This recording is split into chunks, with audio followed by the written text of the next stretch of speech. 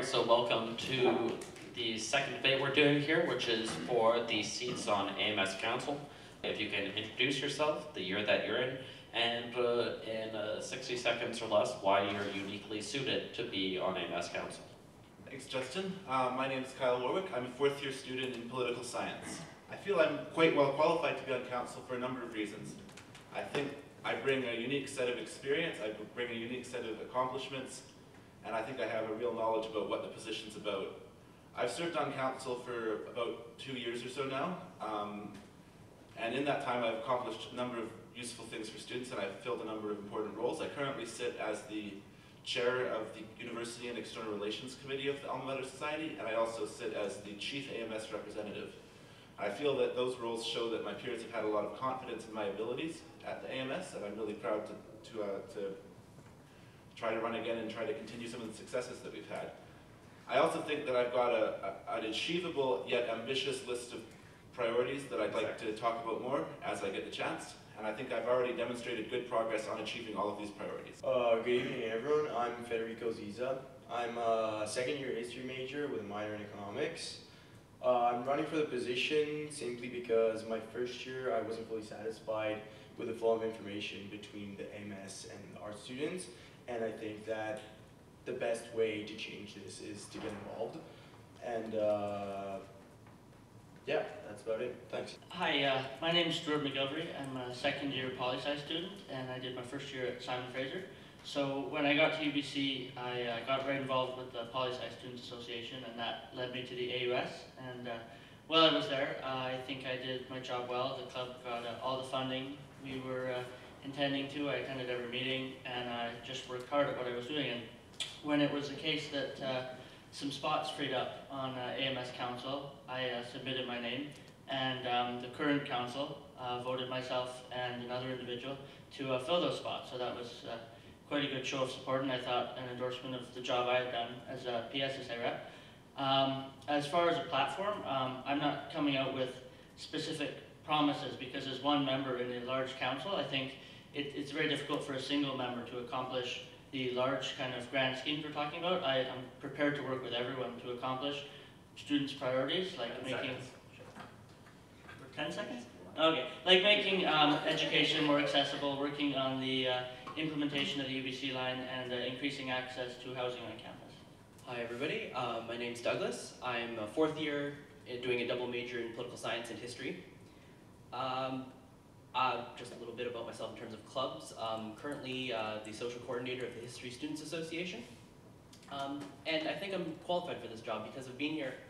I'm in my fourth year, as I just mentioned, and throughout my time here at UBC, I've been dissatisfied with how the AMS has conducted itself.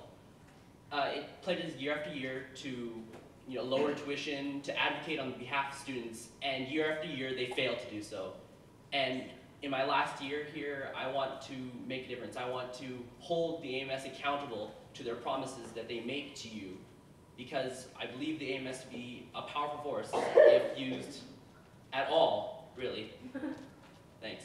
Hi everyone, I'm Kessler. I'm a first-year student. I'm planning on majoring in geography. I think I bring a unique sort of perspective to this. I'm only in first year, unlike I think the rest of you, and I would also like to point out that I'm the only female sitting here.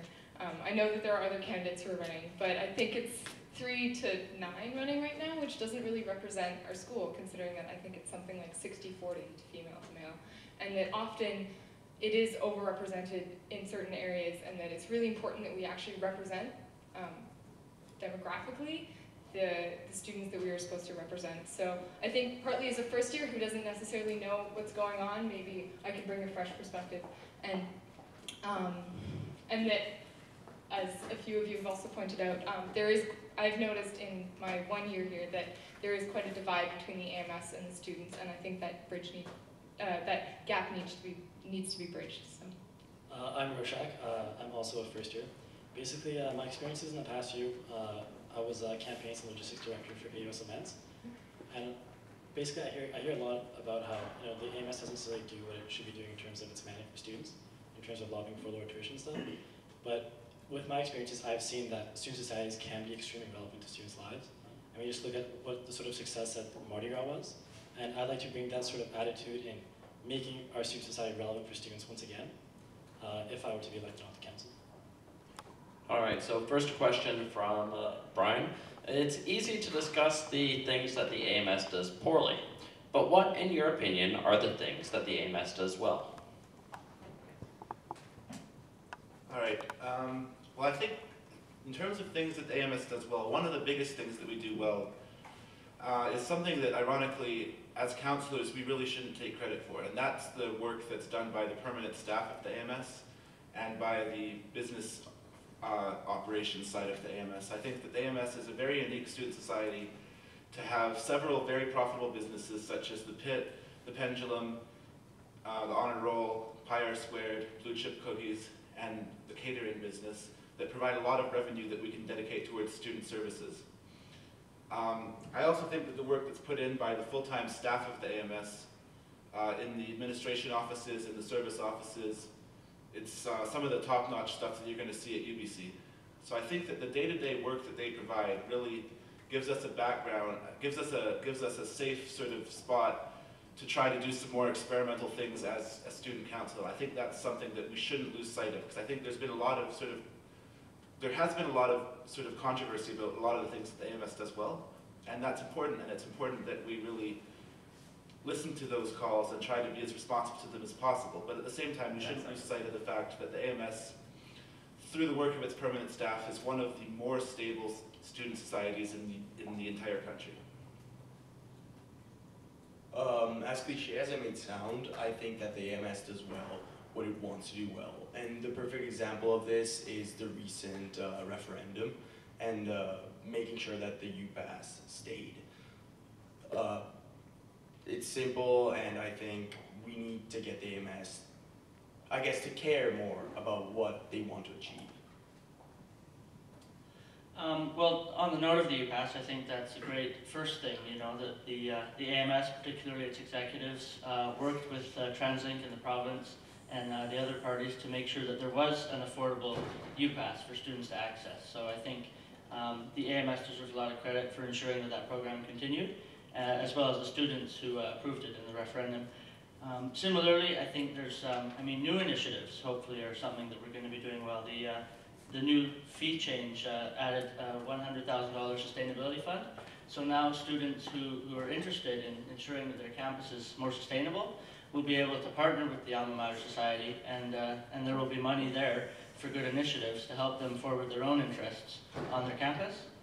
I think there was, with the land use plan, I know that members of the Alma Mater Society were very active in ensuring that students' voices were heard amid the calls among some people that, you know, the best use of the land was for real estate, which is more profitable, but isn't necessarily in the interests of all students. So I think fighting to ensure that students' needs were heard at a table where the university stands to make a lot of money was important. And finally, the health and dental plan. I mean, with the current executives renegotiating and ensuring we had more money for services, but the same price of coverage, lower price, but the same service. Thanks. I think foremost is something that the other candidates have mentioned, which is the UPass. I use the UPass on a daily basis, and I'm pretty sure most people that go to this school do. And I think that's really a shining achievement of the AMS. Speaking from the club's point of view, it's been a fairly healthy relationship between the club that I represent, History Students Association, and the AMS. And I imagine that's the same for a lot of the other clubs. So to make that process just a little bit easier is appreciated, definitely. Creating a pit and making it profitable is pretty good. I mean, I have never heard of an unprofitable bar, so, you know, good on the AMS. But generally, like you did mention, the permanent staff is really great. Those are some of the achievements I think should be highlighted. I think there's a lot of things that the AMS does well. I think most importantly, the services that it provides to students, be that fighting for the UPass, as you all mentioned, but also stuff like the SASC and Ombuds Office and the resource groups, and also being effective with the clubs is very important, because what we should be about is serving students, and we have a lot of groups that serve students very well. I'm thinking especially of tutoring, which is very, very, it's very good for students to have services that are effective for them. So.